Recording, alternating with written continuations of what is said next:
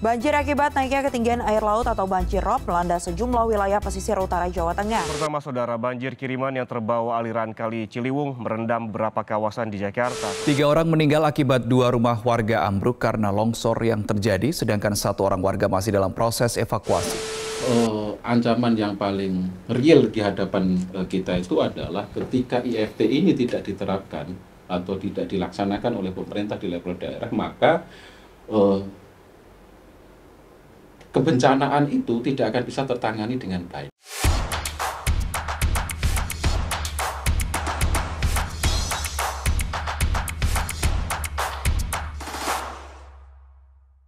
Salam transparansi. Perkenalkan, nama saya Gurnadi Ridwan. Kali ini kita akan ngobrol-ngobrol santai tentang isu transfer fiskal berbasis ekologi. Apa itu? Nanti akan diulas oleh teman saya, Mas Badiul.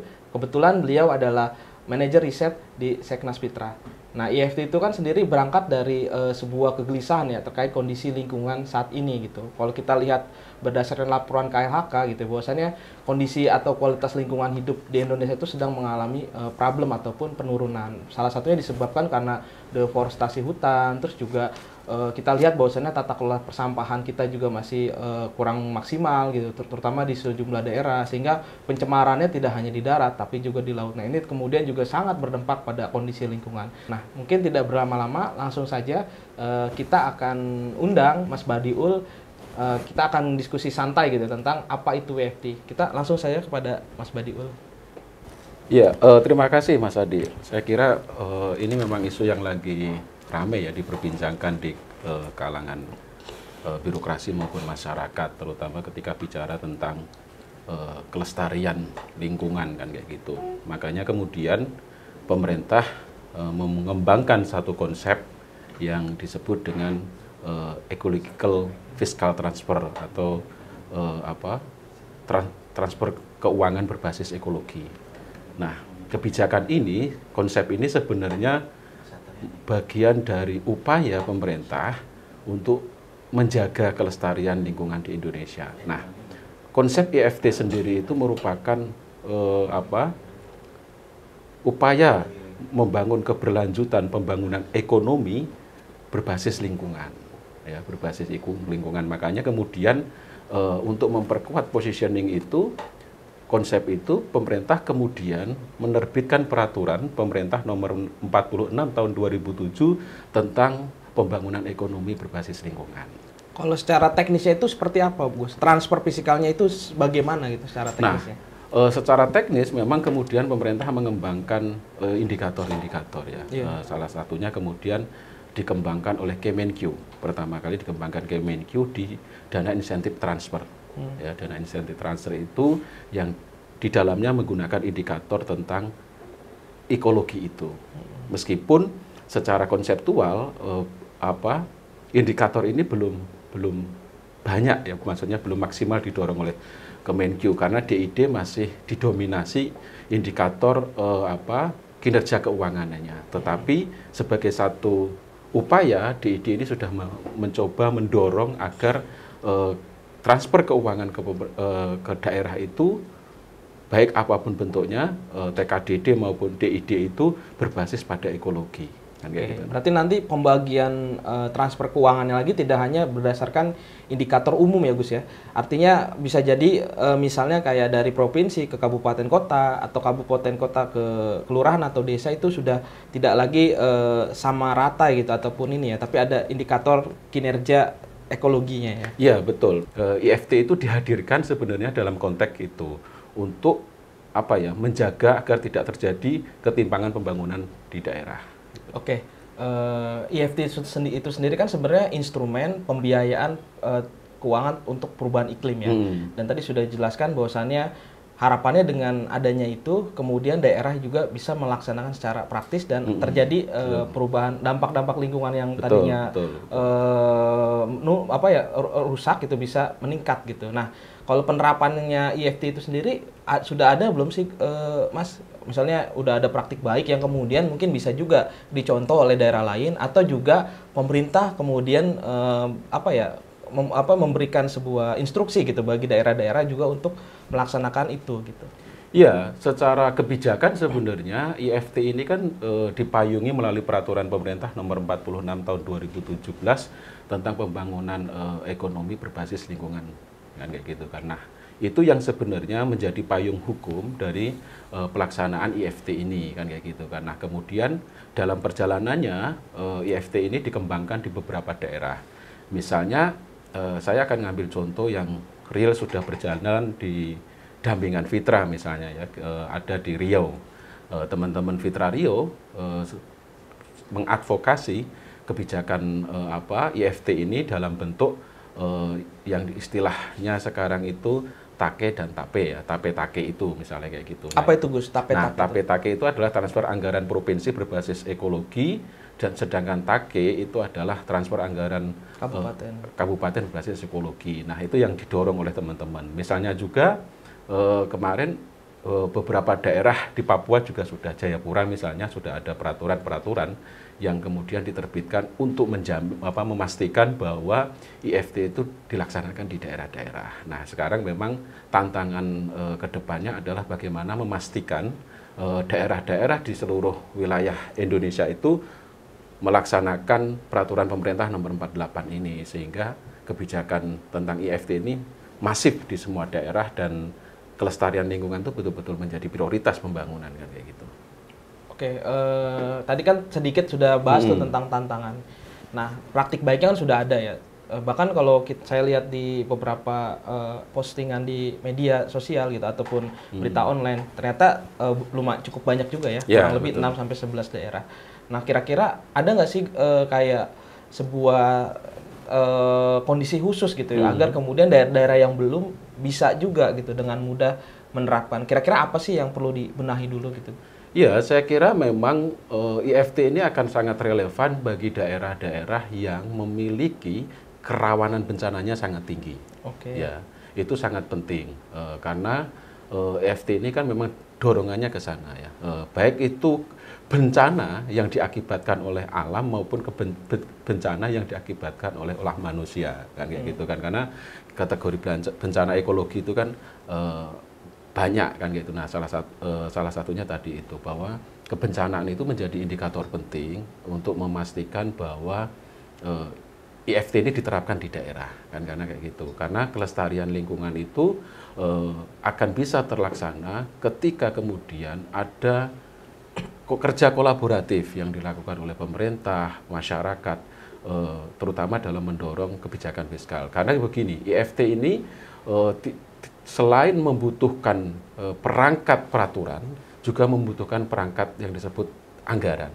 Karena anggaran ini kalau tidak dialokasikan oleh pemerintah secara serius, maka IFT ini tidak akan berjalan. Nah, itu dibutuhkan goodwill dari pemerintah dan peran serta masyarakat dalam mengawal kebijakan IFT ini di daerah. Oke, tadi kan udah jelasin ya, payung hukumnya sudah ada, praktik baiknya juga ada. Berarti tadi tinggal goodwill dari pemerintah itu sendiri ya, baik dari pusat ataupun dari daerah gitu. Nah, ini mungkin pertanyaan terakhir dari saya. Kan kita tahu kan kondisi lingkungan itu tidak hanya terjadi di beberapa kota ataupun kabupaten ya, tapi juga sepertinya hampir merata gitu. Nah, kalau untuk di kota-kota besar itu bagaimana peluangnya gitu? Bahkan sampai di tingkatan terkecil seperti desa gitu. Apakah juga perlu juga ke arah sana? Apalagi kalau desa kan pandangan orang saat ini kan masih ada lingkungannya masih asri gitu. Apakah juga butuh gitu pendanaan untuk menjaga itu gitu? Jadi kira-kira gimana gitu? Seandainya itu dipraktekkan mungkin di kota-kota yang besar atau mungkin desa dalam skup terkecil gitu.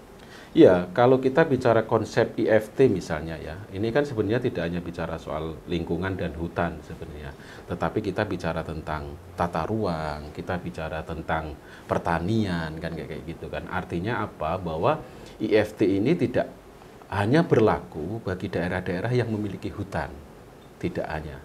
Misalnya kayak Jakarta itu harus tetap misalnya menerapkan IFT ini sebagai bagian dari kebijakan karena ini bicara soal tata ruang kota, bagaimana kemudian tata ruang itu bersinergi antar ekosistem, antar makhluk hidup itu bisa terjamin, kan kayak gitu kan, misalnya kayak gitu.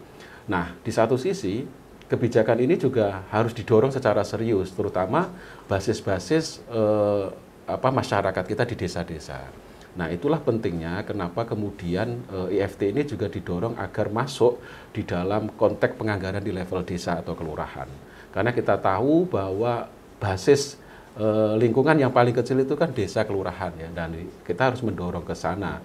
Terlebih hari ini pemerintah memiliki satu mekanisme yang disebut dengan transfer keuangan dan dana desa, TKDD. Ya, itu. TKDD itu yang harus diintervensi oleh pemerintah pusat agar kemudian kebijakan IFT itu masif diselenggarakan di seluruh wilayah Indonesia sampai di level desa, terutama DD.